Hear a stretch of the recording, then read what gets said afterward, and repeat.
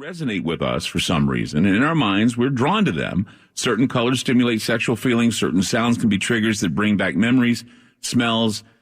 Even enjoyable or even tragic moments in our lives are triggered by smells or feelings or whatever. The idea of syncing with someone else or syncing one's mind and using symbolism to do so. Whenever we talk about this, things show up on the paranormal screen, the radar screen. And I always see these interesting images, and I see occult imagery. And, you know, some people will say, well, this is all satanic. This is part of some Illuminati conspiracy. Well, maybe not.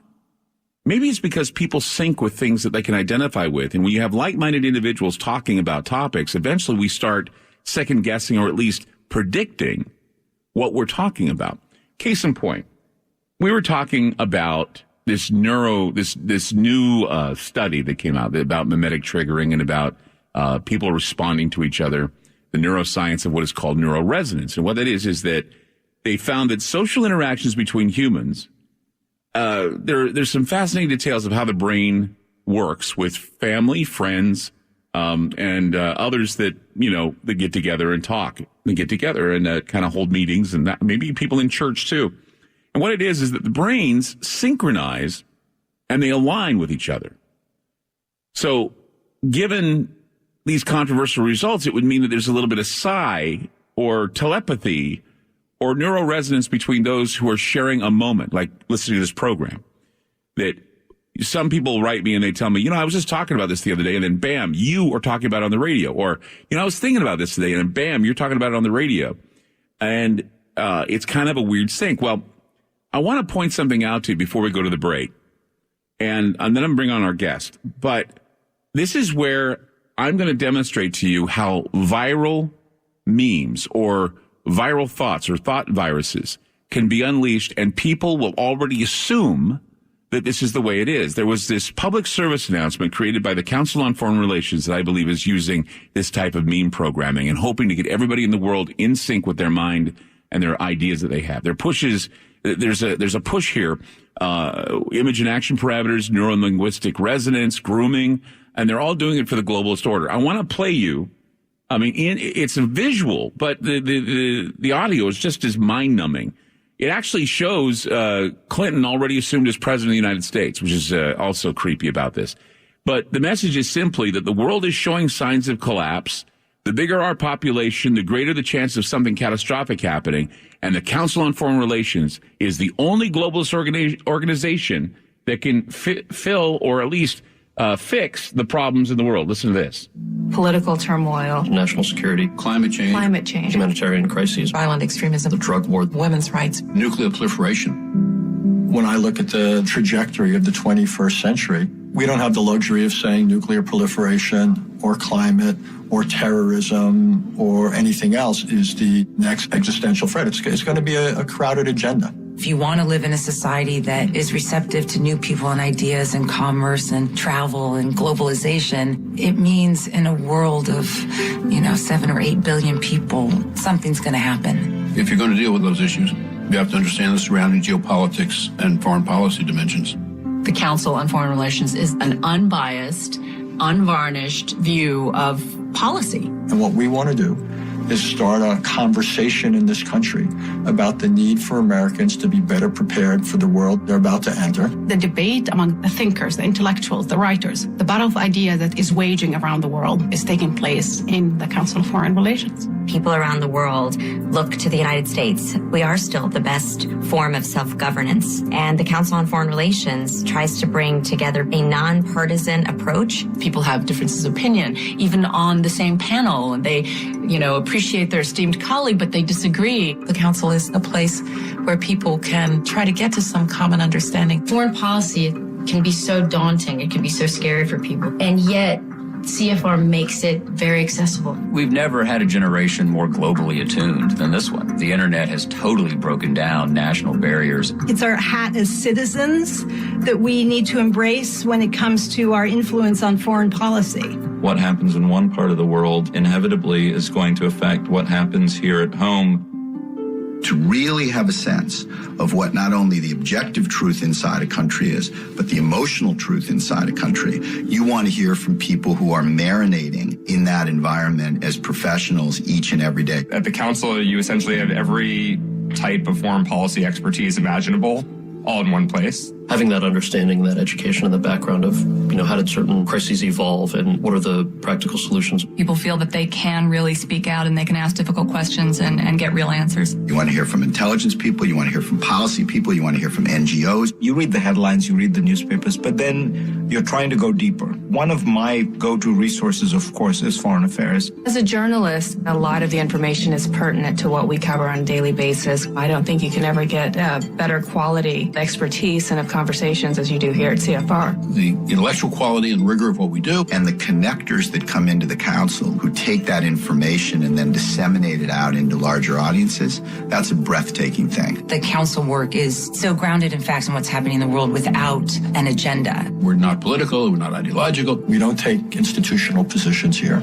We don't take money from governments. We want our ideas, what it is we say, what it is we write, to simply be judged on their merits. This policy-relevant space that's both intellectually solid, but still applied, still connected to reality, that's the sweet spot we try to operate in. This public service announcement is trying to change the global conversation, and many people who are involved in trying to change this, the voices you're hearing are people like Juju Chang, who's an ABC News anchor. You have Condoleezza Rice, former Secretary of State. You have Angelina Jolie in this thing. She's, of course, an actress. There was also, the Random House publishing CEO, John Meacham, is in it. We have Reverend Chloe Breyer. She's with the Interfaith Center of New York. We have Rabbi Elliot Cosgrove, Park Avenue Synagogue, Richard Plepler, CEO HBO, Jared Cohen, president of Jigsaw, all talking. And look, when you look at these people, these are big people of business in this PSA. You got Chloe Baker, of course. She's female, but she's a clergyman, or she's part of the clergy who represents the Interfaith Center of New York, which, of course, has stated its mission is to create a one world religion, and its agenda is evident in the ecumenical message. So she's in the think tank. You've got CNN, ABC, HBO, all represented. They're the largest TV networks and entertainment networks in the world. John Meacham, the CEO of Random House, heads up the largest book publisher in the world. Goldman Sachs, they got people from Goldman Sachs on there, people like Henry Kissinger pictured, presidential candidate Hillary Clinton. And the meme that they're showing of her is that she's presidential. She's in there. She has no business being there. They say they have no agenda. They say they're not partisan, but yet Hillary Clinton is there. I don't see Donald Trump in that PSA. In fact, if you want to see the PSA, it's on my website. You can go there and watch it. But I don't see Donald Trump in this. So it's obviously the global conversation is globalism. They want to start the conversation. The one person who said, well, when we reach about 7 billion or 8 billion, something big is supposed to happen.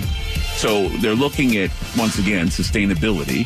How is the world going to cope with 7 or 8 billion people? And, we have, a generation that's already bringing forth the dialogue of socialism. So programming is what is being done here. Changing the global conversation, changing the global meme, and hoping that we can get everybody on the same page. Some sort of neural syncing they want. And it's creepy to hear what they have to say, because it certainly is sending out neural programming to people and saying, hey, there's nothing in the world that can fix the problems except for the Council on Foreign Relations, a globalist think tank that can make things work for you if you just give us a chance. Just give us a chance. 888-673-3700. We'll be back. More with Clyde Lewis and Ground Zero on FM News 101.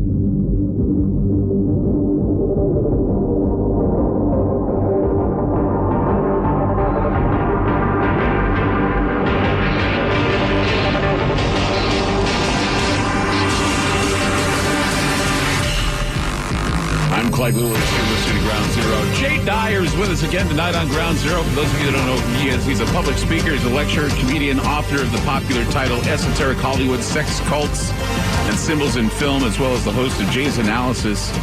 And he also writes for one of my favorite websites, 21st Century Wire. He's going to come and we're going to bring him on right now because When I talked with you on the phone earlier, that what really sparked this whole conversation was a producer of mine who basically told me, Jay, that he saw a sausage party, and he was telling me, he said he saw in it Ground Zero themes throughout the whole thing, and I kind of thought, how?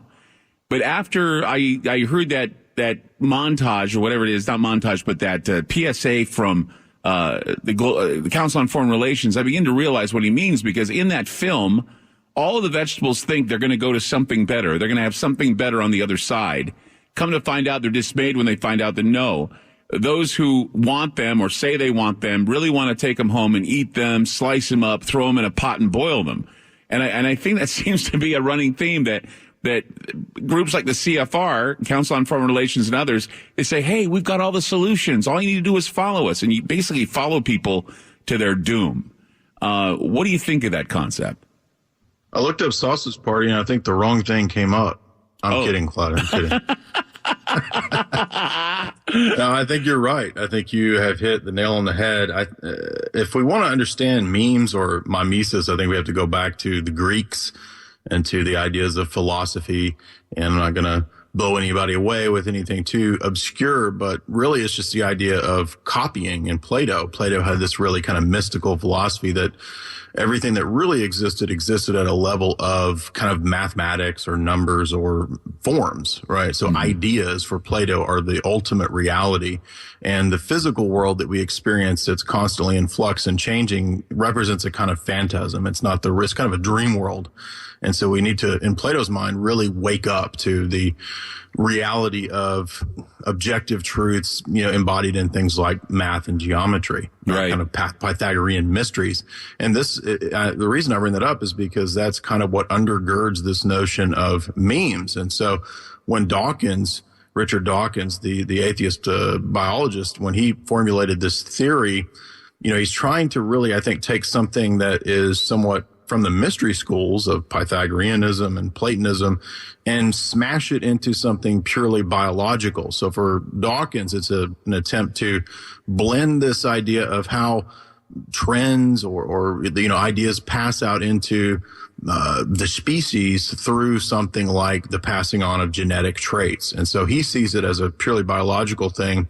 I don't really see it that way. I see it as something much more, as you described it earlier, kind of like a form of voodoo or magic or whatever. And if you want to talk about the CFR, I mean, there you go, buddy. That's people who are at the top crafting these kinds of things with social engineering, perception management, the think tanks, the NGOs. That's who's really interested in giving us memes that will alter our perceptions. Yeah, it goes back to the idea of, are your ideas your own, or are you becoming basically a slave to your own ideas? And that's why these underlying themes, and I don't know if Dawkins, when he talked about, memes being like, DNA strands or part of the DNA, that, I don't think he was the one who said that we are wired for God, but it's almost as if like in the movie, the movie about Sausage Party, they were basically wired for the idea that when they were taken from the shelf and put into the shopping cart, they were going to go live with the gods and live there for all eternity. That when they leave the store, it's going into the great beyond. There's something beyond their lives, land of milk and honey, happiness forever. In fact, it was a lavash. It was kind of, and they were saying this is a very racist term, but the lavash, who happened to be Muslim, said, I get to go to a place where I will have 72 virgin olive oils that I can hang out with, and it was just, it's kind of I know it's funny, but I mean, it's so politically incorrect, but it's so true the way we think, some of the odd things that we think as people because of what has been programmed into us. And so you begin to see yourself in hot dogs and lettuce and produce, actually. And it's a reflection of kind of the craziness we are. It's like what Charles Fort had said. We are all in this pantry, and every once in a while, someone opens up the cupboard and takes us out of the pantry. Sometimes we get put back. Sometimes we don't. Sometimes we never come back, which is, pretty much what Shakespeare said when he said, "As flies to wanton boys, so are we to the gods. They use us for their pleasure." And that the trickster mocks us, and that we have all these things that are working against us, and we have to somehow cut through the programming in order to be successful. Yeah, it's funny that they're picturing us in these allegories or these metaphors as GMO consumerist products. Yeah. I mean, isn't that really accurate and very applicable to the situation? I mean, we know, Orwell talked about us being farmed, through animal farm. And I guess this is like the next stage of the New World Order where we're actually just processed hot dogs or something. We're resources. We are resources, and that they'll pluck us out whenever they want to. And CFR talks about us as human resources. Yeah, I mean, in that whole PSA that I played. In fact, in the PSA, if you look at the way they film it, there's this part where, I don't know where it is, it's in Europe, obviously, but you see all these people walking in the street, and they have them moving around like insects. It's the creepiest thing ever. It looks like little ants. And I think that's the way they see us. They see us like in Sausage Party. I know they do. Because if you look at the authorized biography of the Rockefellers by Horowitz and Collier, there's a whole chapter where John D. Rockefeller goes to India, and he sees all the poverty-stricken peoples, in that caste system, and he says, I felt like they were a bunch of roaches that I should smash. Yeah, exactly. We're out of time here. I want to re-examine that for a minute. Jay Dyer with us tonight on Ground Zero. We'll be back with more. Don't go away. With Clyde Lewis and Ground Zero on FM News 101. New people and ideas and commerce and travel and globalization. It means in a world of, 7 or 8 billion people, something's going to happen. Oh, hello there. I'm Seth Rogen, and you found me at my animation imaginatorium, where I'm hard at work on a new picture called Sausage Party. But don't take it from me. Take it from the star of our picture. Say hello, Frank. Hello, Frank. But what Frank doesn't know might just kill him and everyone he loves. Wait, what? That's right. Here's a tape. The pipes are caught. Oh, Jesus! Oh, kill me skin! She's peeling me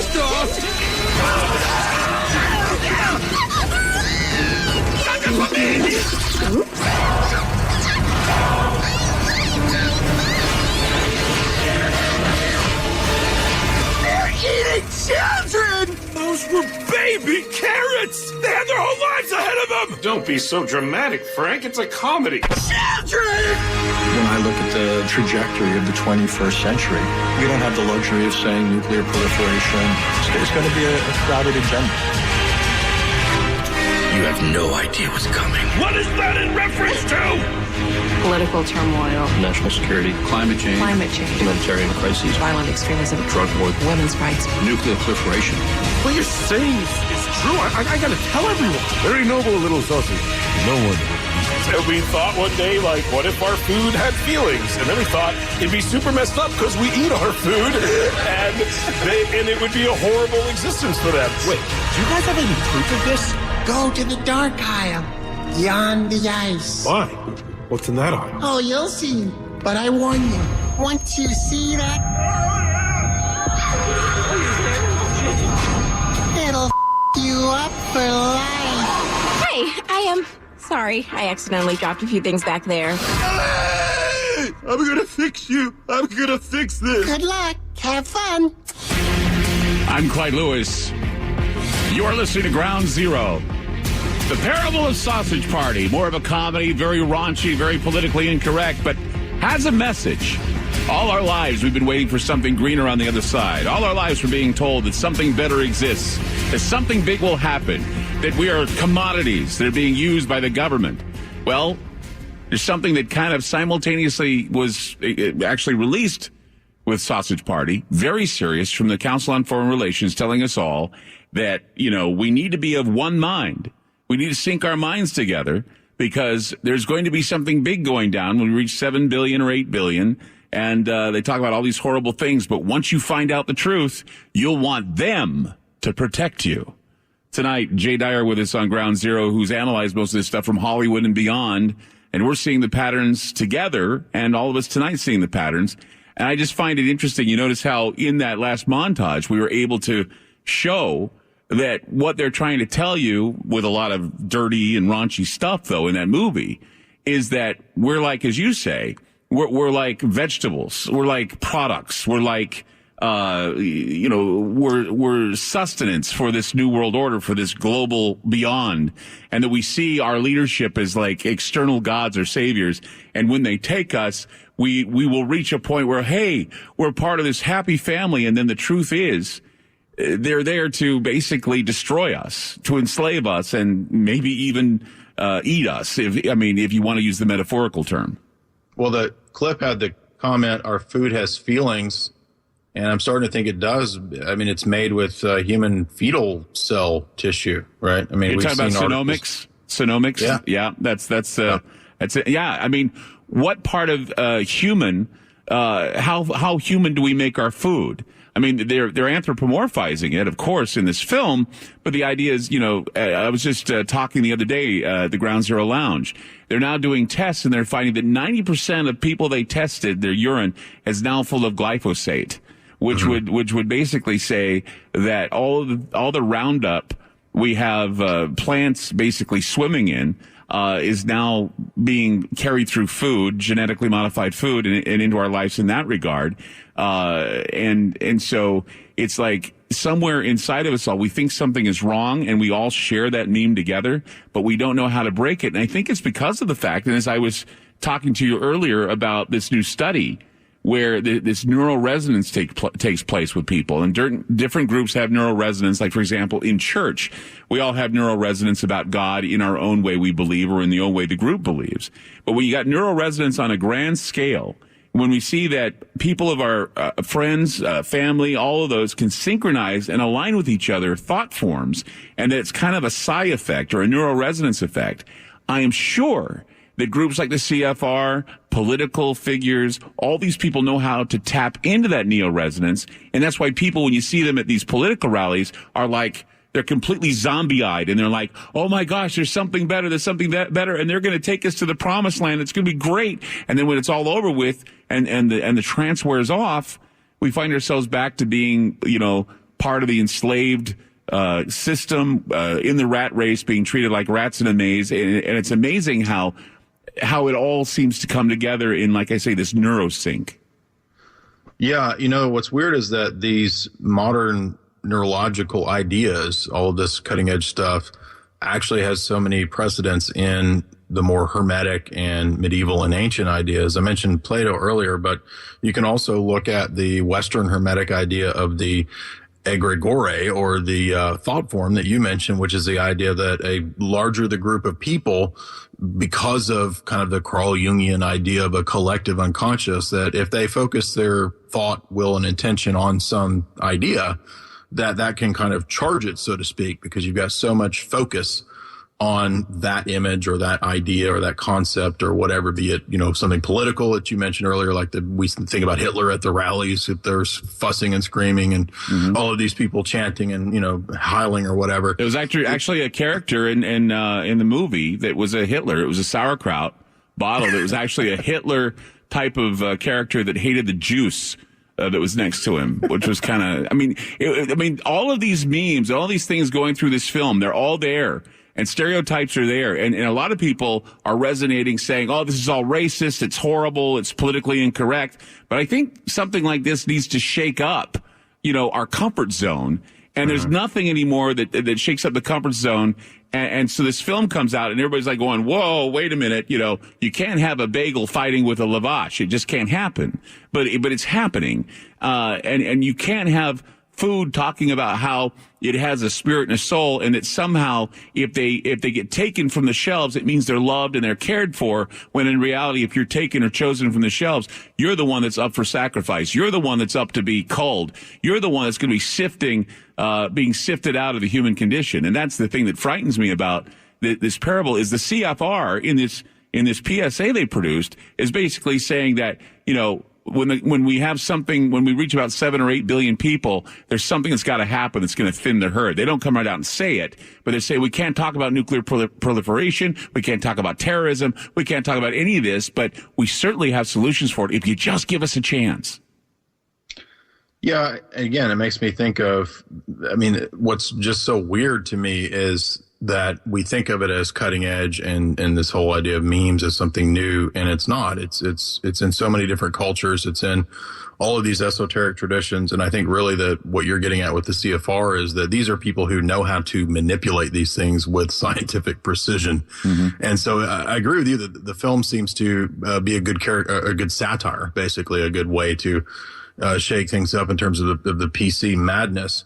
But that really, I don't think that's really going to change much, because the system is so adept through, if you look at something like the Salk initiative at the Salk Institute, they have this giant $100 million brain initiative, right? Which, Obama allocated all this money to, essentially mapping out the brain. And I know this may sound a little wild, but this is actually connected to AI and what they want to do with supercomputers, and how the internet is kind of a model of with these neural pathways and these neural transmitters. This is a model of what's going on with the internet with the human brain. So the human brain is actually a model of how computers work.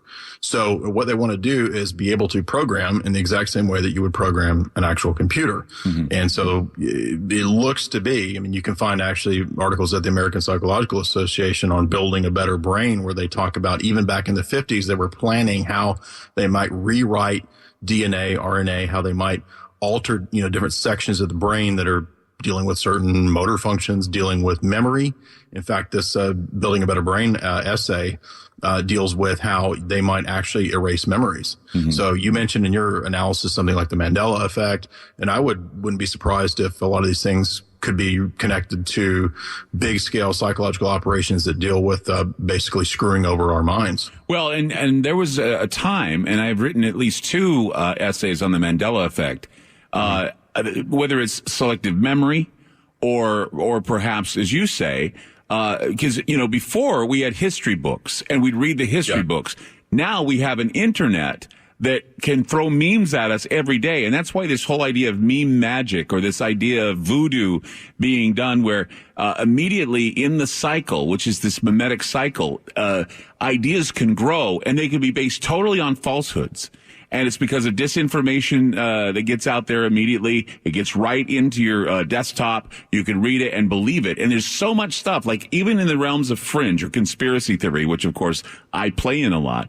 There are a lot of people that post things without even thinking of how ludicrous they sound, and yet they put them up, and I read them, and I'm like going, and people say, well, why don't you talk about this? It's like people keep telling me, I should do a flat earth show. And I've done a flat earth show. One's enough, okay? Analyzing it and everything else, analyzing the flat earth and talking with the guy, his name's Sargent, had him on the show to talk about flat earth. I even went as far as to say that, hey, the earth may not be flat, but it's geoidal, or it's shaped like a bent pear or a deflated basketball in a sense. And that's why people kind of get this idea that the world is flat. But see, that too, flat earth, is a psyop. It's a psyop where a meme gets started on the internet and people start believing because the argument is so damn compelling. I at the time of Jade Helm, I wrote a bunch of articles where I said that I think that what it is essentially a computer modeling simulant world situation where they're actually watching to see how these stories affect people on the internet and what the reactions are. That's exactly what it was. But it was it was AI. It was mapping mind thought.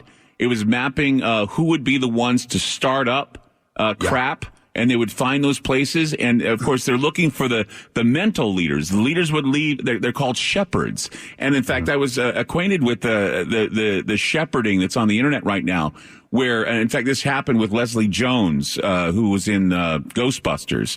It was this guy that worked for Breitbart, and I don't know. I can't remember. And he went on and he started saying horrible things about her. Well, that gave everybody precedent to go in and attack her. And, Leslie Jones is a wonderful human being. I know somebody who knows her. And she's a wonderful human being. She didn't deserve that kind of harassment. And she got that harassment because this guy was a shepherd. And there are several shepherds on the internet, apparently, that can get people to do things that, if they were to know their power, which they probably already do, they could get people to go out and do all kinds of horrible things. Yeah, exactly. And this is kind of, when we see scary images of this with like Pokemon Go. I mean, if you could get a whole bunch of people, a big mob in some area through this goofy game, just imagine what you could do if, the establishment said, oh, this guy's a terrorist, right? Which could be completely fictional. And there's actually been RAND Corporation documents that talk about this model of what they call swarming, which is a warfare technique, asymmetrical warfare technique through things like protesters and so forth, where you can create a flash mob. These things are all studied at the Pentagon, RAND Corporation, and we see this as well in a form of it with like hashtag revolutions. Well, and wouldn't it be hell if Hitler had access to the same technology that Pokemon Go has, where they could turn it into, instead of hunting for Pokemon, they could hunt for Jews? Anne Frank wouldn't have a prayer if they were able to go from station to station, basically hunting them down and putting them in a truck. I mean, this type of technology could be used to hunt people down, and it'd go from Pokemon to maybe an enemy, or perhaps looking for refugees or something else. This is how memes, they start small, but then they grow into uglier and more horrifying and terrifying ideas. And this is why this whole CFR thing, this PSA is dangerous, in my opinion, because it basically says, give up. We're the ones that are going to lead you into the promised land, and the great beyond is ours, and we're going to give you the world. 888-673-3700. Jay Dyer's my guest, and we'll be back. FM News 101 KXL. More with Clyde Lewis and Ground Zero on FM News 101.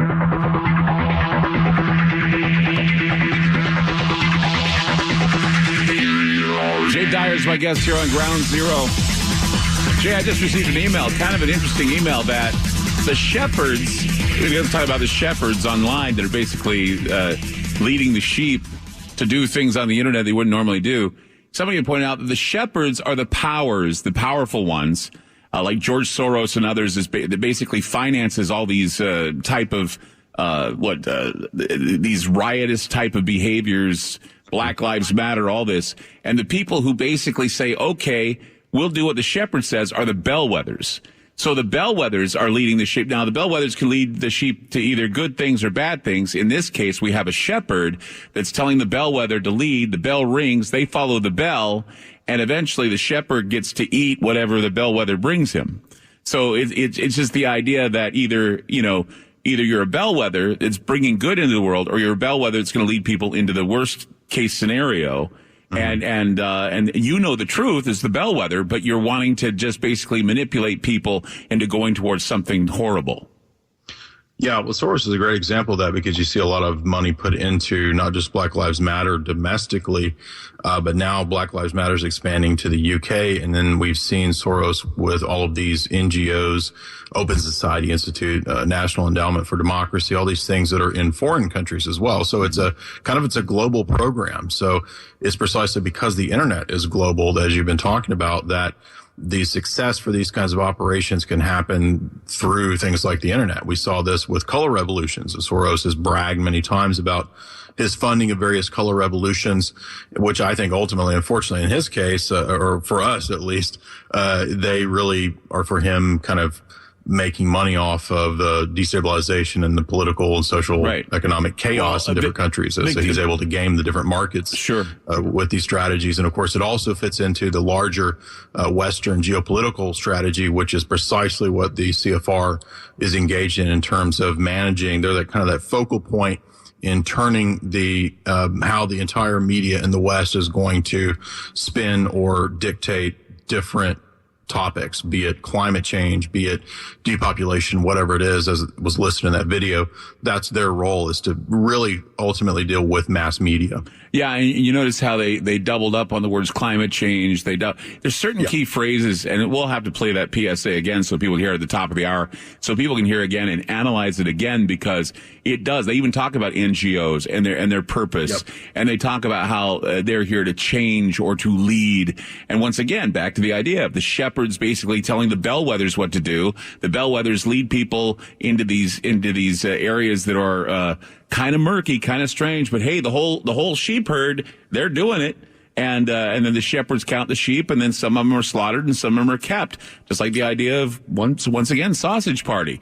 They take things off the shelves And they all think they're going to a better place. They all think they're doing something great. And then somebody all of a sudden realizes, oh my God, the gods are not here to help us and take us to the great beyond. They're here to kill us all. They're here to harm us. They're here to put us on shelves and let us rot. I mean, this is a message here about when resources. Your country collapses, it's a Soros sausage party. And that's what we've seen in a lot of places. Yeah. I mean, it's just, I just can't believe though. And then, again, with the idea that this sync mind or this neurosyncing that they're capable of doing, where people who consider themselves a body, a family, or a group of individuals of like minds can easily be switched into thinking the same thing or thinking the same thing before the other one thinks about it. It just basically taps into the mammalian section of our brains to get us to basically be joiners and to be a part of something we think is some idealistic crusade or something that's going to better us, when in reality people seem, and as you said earlier, we were talking about Soros and the color thing and all of these little organizations that he's done. It's that victimization is a cottage industry. Everybody's hurting. Yeah. Everybody wants something better, and they know they can make money off of convincing them that making a decision to do something they wouldn't normally do is the way to basically create this world order, this globalization, this ecumenical brotherhood, this collective that's certainly destroying us. We'll be back with more with Jay Dyer right here on Ground Zero. 888-673-3700. That's 888-673-3700. We'll talk more. Keep it here. Let me be clear. As a citizen and as president, Ground Zero is indeed. He's not lost on those who are in leadership. Those who are in positions to change the thought forms of the world do so every day. So the question is, do you come up with your own ideas, or are the ideas basically ruling you? There's a mimetic domino effect happening in this country right now, all over the world. There was a study about neuroresonance, which indicates that brains of your friends and relatives react to mind spikes or ideas even before they are said. Research into the neuroscience of social interactions between humans has revealed fascinating details of how the brains of friends and family, in scientific terms, brains that operate at least in part or shared information content, can synchronize and align with each other. So, given the controversial results from parapsychology that suggest telepathy and other sight talents might be real, is it possible that this neuroresonance can be detected even when two people attempt to mentally interact despite being blocked from doing so via normal sensory means? Well, well-thought viruses, and we're talking about the idea of viral thought, can influence and program like minds, and so it appears that it is easier to program people and create a viral meme that can exponentially change the course of history. And we need to ask ourselves just what is that meme? What is it that needs to be put out there that people will move towards or act upon? Well, I was watching a public service announcement created by the Council on Foreign Relations that I believe is using meme programming as it pushes image and action parameters and neurolinguistic resonance or grooming for a globalist order or a collective where collective thought is going to be used to push us into a direction. In fact, in the PSA, there's an image of Hillary Clinton as president. I mean, it's quick, but it's effective, and the words used are very plain and simple to understand. The message is simply that the world is showing signs of collapse. The bigger our population, the greater the chances of something catastrophic happening, and the Council on Foreign Relations is the only globalist organization that can fix it. Here is that spot. Listen to the audio and listen for the neurolinguistic programming that they're trying to push on everyone. Political turmoil, national security, climate change, humanitarian crises, Violent extremism, the drug war, women's rights, nuclear proliferation. When I look at the trajectory of the 21st century, we don't have the luxury of saying nuclear proliferation or climate or terrorism or anything else is the next existential threat. It's going to be a crowded agenda. If you want to live in a society that is receptive to new people and ideas and commerce and travel and globalization, it means in a world of, 7 or 8 billion people, something's going to happen. If you're going to deal with those issues, you have to understand the surrounding geopolitics and foreign policy dimensions. The Council on Foreign Relations is an unbiased, unvarnished view of policy. And what we want to do is start a conversation in this country about the need for Americans to be better prepared for the world they're about to enter. The debate among the thinkers, the intellectuals, the writers, the battle of ideas that is waging around the world is taking place in the Council of Foreign Relations. People around the world look to the United States. We are still the best form of self-governance, and the Council on Foreign Relations tries to bring together a nonpartisan approach. People have differences of opinion, even on the same panel, and they, appreciate their esteemed colleague, but they disagree. The council is a place where people can try to get to some common understanding. Foreign policy can be so daunting. It can be so scary for people. And yet, CFR makes it very accessible. We've never had a generation more globally attuned than this one. The internet has totally broken down national barriers. It's our hat as citizens that we need to embrace when it comes to our influence on foreign policy. What happens in one part of the world inevitably is going to affect what happens here at home.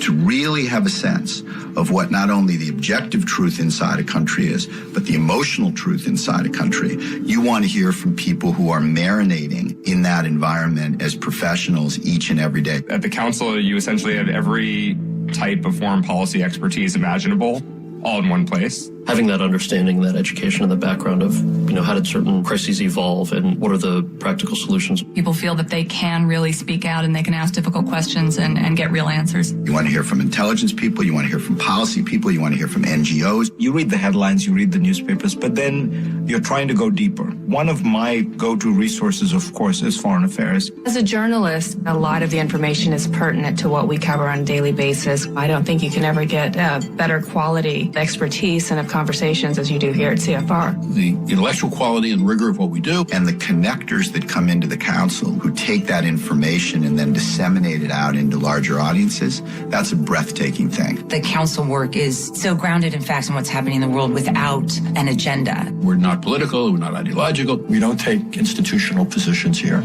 We don't take money from governments. We want our ideas, what it is we say, what it is we write, to simply be judged on their merits. This policy-relevant space that's both intellectually solid, but still applied, still connected to reality, that's the sweet spot we try to operate in. Yeah, Jay Dyer with me tonight on Ground Zero. I was just listening to that again, and I heard some things once again that I thought, this is exactly what we're talking about. The one guy who said, the people who are marinating in emotion, those are the people we want to reach. Basically, they want to reach the people who make emotional arguments rather than factual arguments and arguments made objectively. They say that they're not political, but in their video, they show Hillary Clinton as president. And it's because she's a CFR member.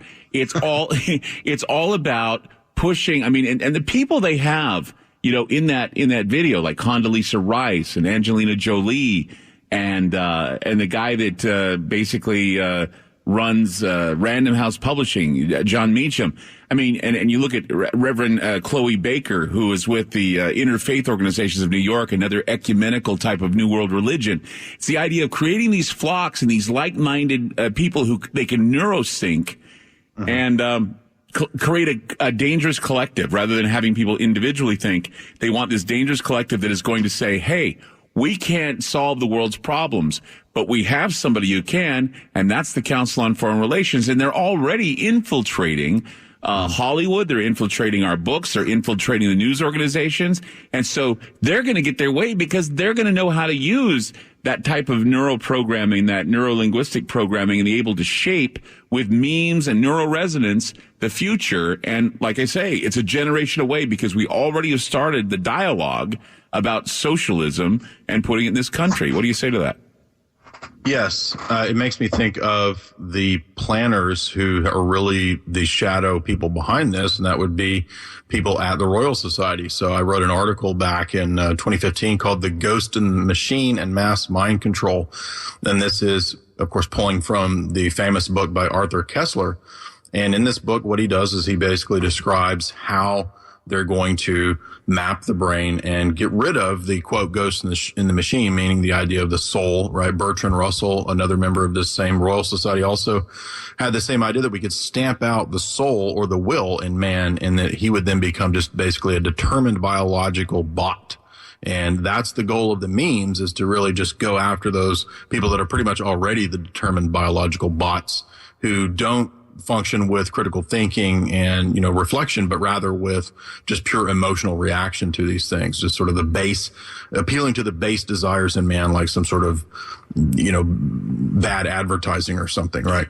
And what's amazing about this book and what he cites is an actual 1961 CIA conference that was held in San Francisco Medical School, and the Control of the Mind Symposium. This is, you can't make this up. The CIA actually put on a Control of the Mind Symposium, and the quotes from this are amazing. He says, we already have at our disposal, whether to be used wisely or unwisely, an increasing array of agents to completely manipulate human beings. It is now possible to act directly on the individual to modify his behavior, as in past, indirectly through modification of the environment. And so that's exactly what memes are intended to do. You and I both talk about predictive programming often.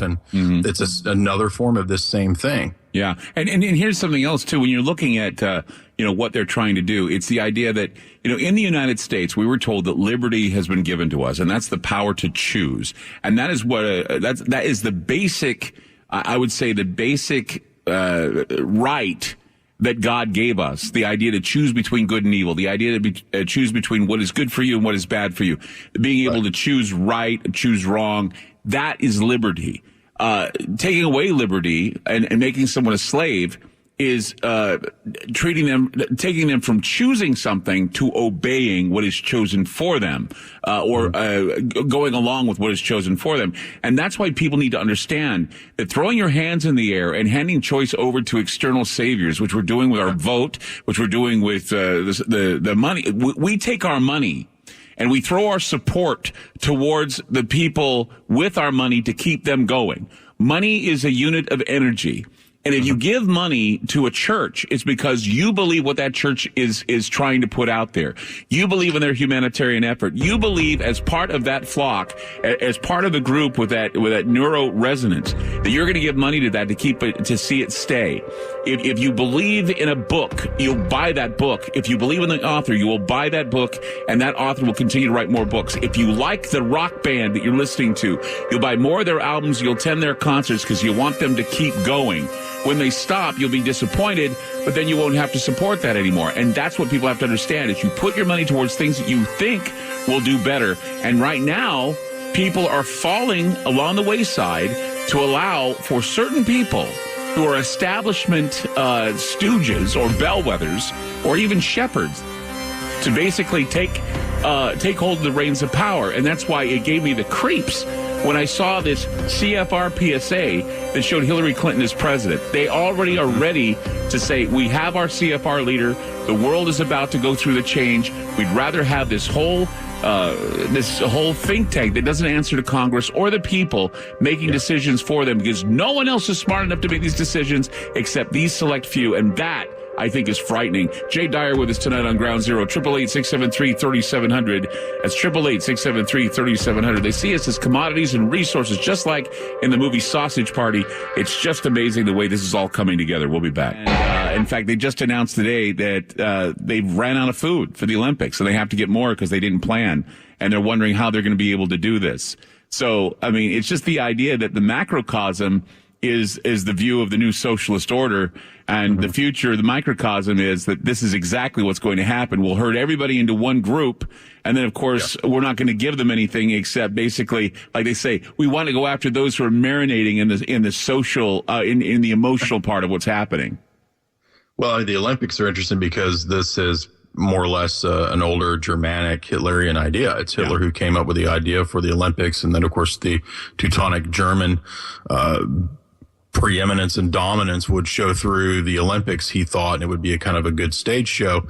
And what's interesting too is that the Royal Society, also that I mentioned earlier, was very much a fan of the same idea for satiating and kind of socially engineering through mass sporting events, right, all the way back to the ideas of Nero, right, with the bread and circuses, the Roman Empire. So that's nothing new. And what's interesting about this year's Olympics is that it ties into a lot of geopolitics. We see a lot of manifestations of attempts at making Russia look bad, or other nations that really aren't fitting into the globalist paradigm. And so that's, I think, why the ceremonies had to be, whatever your views of homosexuality are, the ceremonies of the, the opening of the Olympics and so forth are centered around globalism, around transgenderism, gay rights. That's the big push that we're seeing across the whole media spectrum. And so there's no better tool for mass propaganda than something like a global sporting event. Right. And what's so bizarre to me is that, 100 years ago, sports was supposed to be something that you grew out of. By the time you were an adult, you're supposed to move on to adult things. And sports is what you did when you were an adolescent or a kid. Nowadays, the average American male knows everything about sports statistics and has no idea how the world works, has no idea about his own executive branch of government, 3 branches, whatever. They don't know the capitals of the states. No. But they know everything about these different stats and these meaningless sporting events that happen over, across the globe that will be forgotten next year. I mean, who remembers maybe except for maybe Bruce Jenner or something, who remembers any of these Olympic people, right? Right, exactly. Well, and that's another thing is that I did a story about how this Olympics has more or less relaxed its views on intersexual situations. And we were talking about Caster Semenya and how she's a hermaphrodite, and that the situation is very complicated now. We saw, in fact, it was hilarious how, we were talking about how the Olympic Village from an aerial view looks like a little sperm. There's this little wiggly thing, and then it goes to this circle. And then somebody had said that the opening ceremony was literally meant to look like a vagina, which I thought was interesting. What? Well, the last go round, it was a half of a sperm. Did you notice that? And that was because of Lance Armstrong. Yeah, well, that was a joke because he, yes. I'm trying. Anyway, but and it's the idea of the high sexual tension, the idea of sexuality. And even H+ human beings talking about genetic doping. That was a concern. Right. This is our future. I mean, this Olympics, I think, has illustrated more of future than anything else. And I know that people were just like waiting with bated breath to see what kind of satanic message would be given at the Olympics. There really wasn't a satanic message unless you see socialism as satanic. But the idea of a socialist future, a future of transhuman, transgender, and H+ people, not being able to tell, what is it, hyperandrogyny, the idea of not being able to tell man from woman, the idea of a social or a socialist network that will tell you that you have to make do with what little you have. And even if you have very little, you have to give it to other people and share in the, not the wealth, but share in what would be your poverty. And of course, there'll be people making money, and it's really interesting that the rich will be richer and the poor will be taken care of by socialist type of programs. It's the middle class will have to give up everything. The precariat, they call it, the precarious proletariat will have to give up more because they're the ones who'll be working the hardest. And so it's all being shown in the Olympics now as we see cutting corners, living with less, substandard. Austerity. Yeah, that kind of thing. It's just all there. It's kind of, we're kind of getting shoved in our face that this is our future. And so we're out of time. We'll get back to more with Jay, and we got to get some phone calls in too. All up next on Ground Zero. 888-673-3700. We'll be back. Where is my mind? FM News 101 KXL.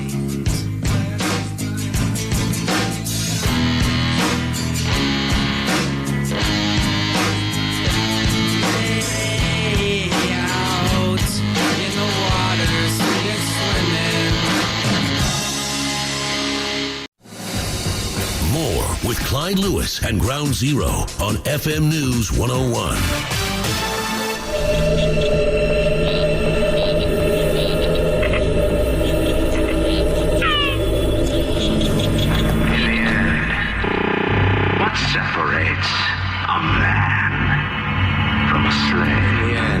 what separates a man? Power? No. A man chooses. A slave obeys. You like having friends, don't you? Resistance is futile. Assimilation turns us all into friends. We wish to improve ourselves. In fact, it brings us so close together we can hear each other's thoughts. We will add your biological and technological distinctiveness to our own. Ideas really control our And today we are going to talk about using. Ideas really do control the world. For the world acts the way it thinks. What is an idea? It is not something you eat or drink or wear. An idea is the physical location to which you go. An idea is the same as thought. Individually, these creatures lack intelligence, but when they perform certain tasks, their communication patterns resemble the neural networks in the human brain. Your culture will adapt to service ours. The mental state can be artificially injected into a human brain from an exterior source. The most frightening thing is that the means for doing this already exists in a fully operational form on a worldwide basis. What we know about the brain is changing at a breathtaking pace. And much of what we thought we knew and understood about the brain turns out to be not true or incomplete. Ideas really do control the world. In the end, what separates a man from a slave? A man chooses. A slave obeys. I'm Clyde Lewis. You're listening to Ground Zero. So are you going to choose or are you going to obey? The neural sync of the group mind is right now being attempted by groups like the Council on Foreign Relations. We just released a public service announcement stating that when the world reaches a certain population, they will have to be there to prop it back up because they believe that the world global type of government is what's going to save us. Something that, of course, has been talked about at the Olympics, something that's being shown to us on a day-to-day basis. Music and media and all this stuff is programming us. And, of course, the new movie Sausage Party is most certainly about how people, or at least anthropomorphized products, are on shelves thinking that if they're taken, they're accepted. And if they're accepted, then that's what's the great gods, the great beyond, and all eternity means to them. But in reality, they get boiled and eaten and they get peeled and it just, they realize the truth and they wonder how they're going to beat it. They're wondering how they're going to have to fight. And people still are hard to let go of those beliefs that if they do behave and look the best, they'll be pulled off the shelf and be accepted. Tonight, Jay Dyer with us to talk about the analysis of the group mind and how this is happening with all of us, and also a study that is saying that there is sort of a neurosyncing that goes on with people who are friends, and they can pretty much figure out or at least have an idea of what is going to happen because their friend has the idea, and it goes like a domino effect of mimetic triggering or what is called thought viruses, which exist. We're going to go to some phones right now. Let's go to Steve in Colorado. You're on with Jay Dyer. Go ahead. Hey, guys. Hi, Clyde. Great show, man. Thank you. Thank you. I'm trying to get my frame of thought together because you guys are hitting on so many amazing topics. So as I'm listening to your show, I'm thinking there's a gullible time cycle, a gullible generation from the past, and it hits a peak and it comes back down. Whenever the oligarchs notice that the population, which they control, wakes up, they have to knock them down again, create laws that are not for them, but for the sheep. And and you were speaking about symbolism before, and symbolism to me is a mark. It's a mark of an action, and it's there for the thought process as long as that cult continues to control the masses with I call them territorial mockings, but also telepathy. You were speaking of telepathy before, and I think in this time and space right now, people are starting to wake up. They're starting to see something that's not right, and we're going through that phase where we actually can't be deceived as much as as much as some people think we can. Right. I think the CFR is actually, they have their dream. And I don't think their dream is going to go the way they think it's going to go. Only with a certain type of people that they've actually cultured through the educational systems that they control. And that's what's putting fear into them, or paranoia. And we could see that in Hillary and a lot of globalists is what they really are. Yes. And I think Adam and Eve was living in a telepathic world, and they didn't need these symbols, but they were lied to, and they needed to stay in the honorable state, which they thought they didn't need at the time. And I think America's in a major trance and in a spell that we must get out of, and if we don't, humanity will be enslaved for a certain time. They're not going to win, because there's another higher power here, Jehovah, who's going to kick serious ass, and that's the way I see it. Jay, what do you say to that? I think that you're pretty much hitting the nail on the head. I mean, we talk about predictive programming, and once again, we come back to those Royal Society nefarious characters like Aldous Huxley, who in 1932 wrote Brave New World, which is precisely the world that Clyde has been explaining. And it's from that same cadre that we would get the CFR, based on the Royal Society, based on the Royal Institute for International Affairs, the Oxford Roundtable groups. In fact, I've been lecturing at Jay's analysis on tragedy and hope. And where did Dr. Carroll Quigley base his research? On the archives of the CFR, where he says basically the entire course of the last 20th century was planned by this elite cabal, including the 2 world wars in this last century. So he says that we are going into a completely managerial expert society, and that's exactly what that CFR clip is about. Can I interject? I feel that humanity, people, are starting to see man's deceit at a higher consciousness, at a different level, or a higher level of, wow, they can lie this way and get us this way, and now we're starting to really see how they're doing it to us. And if you see so many lies, don't you think the oligarchs are going to run out of those lies until we finally wake up out of this matrix of lie? No, I don't. You really don't? No, because there are plenty of generations that come after us who will be fooled.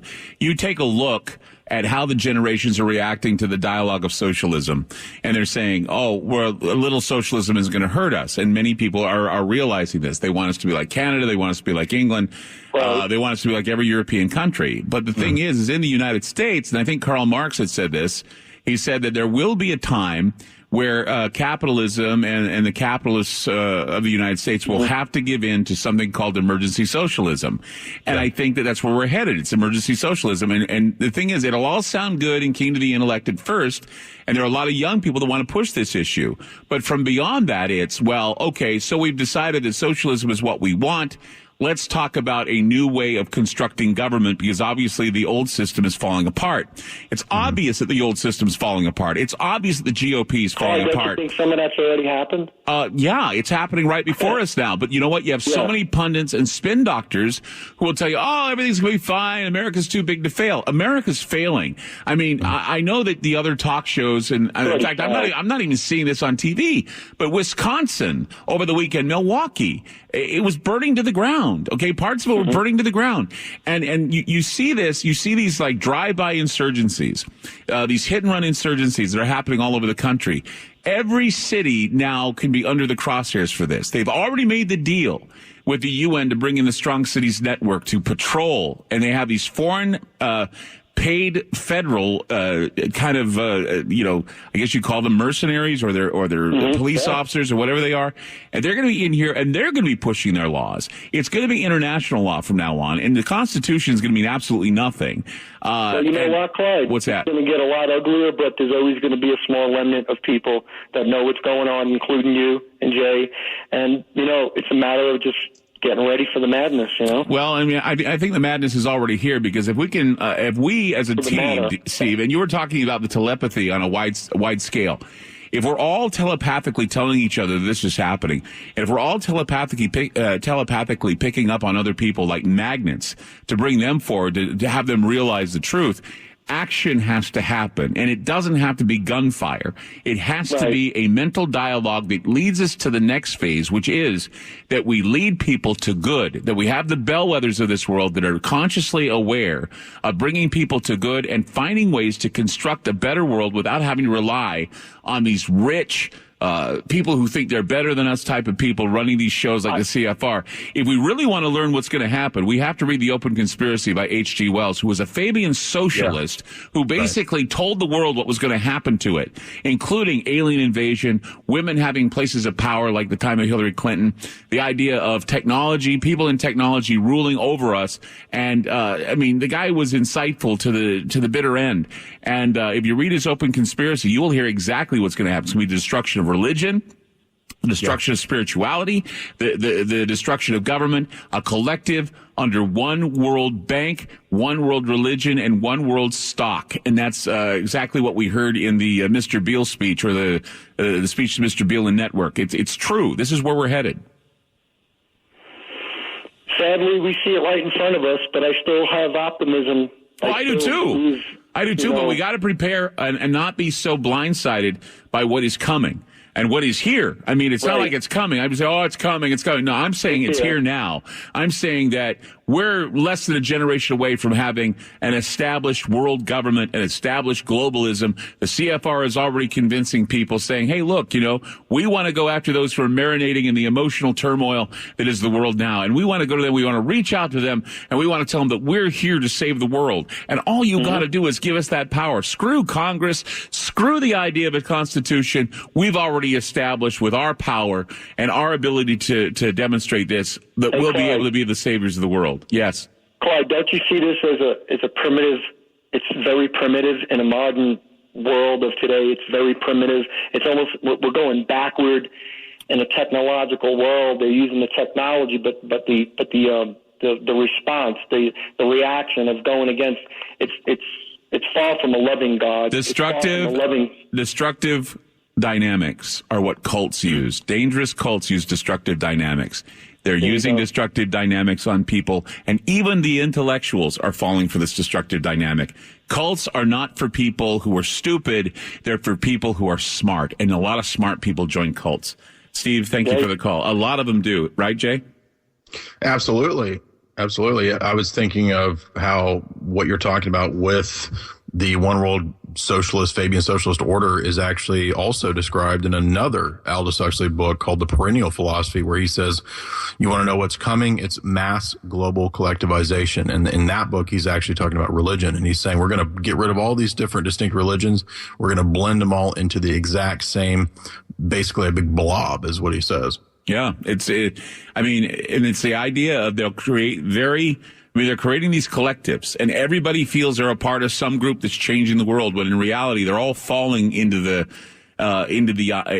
idea of hardening the resolve of a police state, hardening the resolve of a globalist empire, hardening the resolve of telling people they don't know what they want. They're always feeling like they're victimized. They're always screwed over. So why don't we give them something that appeals good to them, that they'll be able to reap the benefits and they'll be able to, have the things they need. But the thing is somebody has to pay for it in the end. And that is those who are being enslaved by a government who doesn't care, who's telling us all about these great and wondrous things, the utopia to come, when in reality we're being lied to, and there is no utopia to come. The utopia comes from within. It comes from the actions of each person, not the collective. 888-673-3700. That's 888-673-3700. Jay Dyer's my guest. We'll be back with more. Don't go away.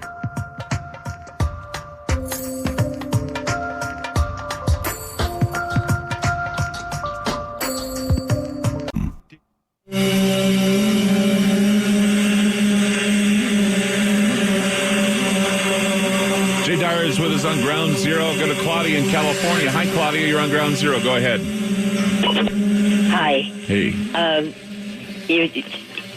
I'm gone blank. Oh, are you familiar with Steve Allen? You remember Steve Allen? You mean a comedian? Yeah. Well, It was more than that. Years and years ago, he wrote several short stories which he compiled into a book. I think it was called 8 for Tonight. But the story I remember was called Public Hating. It's about a stadium full of people, and there was this platform in the middle of the stadium, and there was a condemned man sitting in a chair, and there were 2 or 3 people that had to talk, and then they got the fellow up that could rouse the crowd, and he started them, and he got them going until they concentrating on this person that was to be executed. And without all that crowd, he got them going, and they were thinking, and they killed the man. Smoke started coming from the top of his head. With all the thoughts, thousands of people thinking at one person at the same time. And they killed him. I thought that's the one I remember. There's something Michael Crichton talked about. It was called pointing the bone. And he was saying that if people in authority will tell you that you're going to starve, if people in authority tell you that you're going to have to change the way you're thinking, if people in authority are going to tell you you're going to die, then people will die. Then that includes, people who tell you that there's no hope, that global warming is going to kill us all unless we do this or we do that. The idea that the resources are diminishing, the idea that there's not enough water for people to drink, the idea that when we reach 7 billion or 8 billion people, the earth has to go through some catastrophic culling effect. I mean, these are things that Michael Crichton warned about. He said that thoughts of death, thoughts of, dying because you have no hope is going to kill us all. And we're seeing, as I said earlier, a high mortality rate for some reason, not just the fact that we're being, fed, genetically modified crap and the food we eat is horrible and our health is falling apart. We need these minerals and enzymes. But it's also because of the fact that we think we're going to die and we think there's nothing left for us. Jay, what do you think of that? It makes me think of Orwell's 2 Minutes of Hate, if you remember in the novel, where Winston Smith, the protagonist, is attending this big ceremony where they all collectively scream at the screen that features the mythical, fictional stage terror character of Emmanuel Goldstein, who the party, the controlling socialist dictatorship, tells you that you have to believe in this character as the amorphous terrorist enemy that's out there, right? That's controlling all these hordes of the East Asians, right? Right. And so what do they all do? Well, they're, because of the memes that they've been programmed by, right? Which is what Winston's job was to work at the Ministry of Truth, creating the very memes that we're talking about tonight. They are all screaming and programmed to hate this non-existent character just because the mainstream mass media of that narrative tells them so. Yeah, in fact, there was a time where I even compared Osama bin Laden with Emmanuel Goldstein. Exactly, yeah. That's exactly what it is. Because even after he died in December of 2001, we had him propped up, and his image was still being used as a tool of hate, even though the administration was saying that we don't know anything about his whereabouts. We don't know anything about where he is. In fact, it was reported in several newspapers that he had died. There were dignitaries that had said that he had died, and it was all over that he had died. But then all of a sudden, lo and behold, a group goes into this place in Islamabad and kills him. And it's like, what? No. And then talk about your manipulating of history, and talk about your big lie. And then they bury him at sea. Nobody knows. Nobody saw his body. Nobody saw anything. They just dumped something into the ocean because, according to Barack Obama, that was an official Muslim burial, which is nonsense. So, Jay, give us a website. Give us more information where we can find you. You're awesome. Thanks, man. I do jaysanalysis.com. That's just as it sounds, jaysanalysis.com. And basically, I offer lectures on history, philosophy, classics of Western literature, you name it. And they're $4.95 a month or $60 a year if you want to learn more, kind of get a college education for a fraction of the price. And I also have a book, Esoteric Hollywood, Sex, Cults, and Symbols in Film. You can get that at my website as well. Jay, fantastic show with you tonight. Thank you so much for being a part of it. It was awesome. Absolutely. Thank you, Clyde. You have a great night. Take care. Jay Dyer, right here on Ground Zero. Jay's Analysis, jaysanalysis.com. And more of your calls coming up.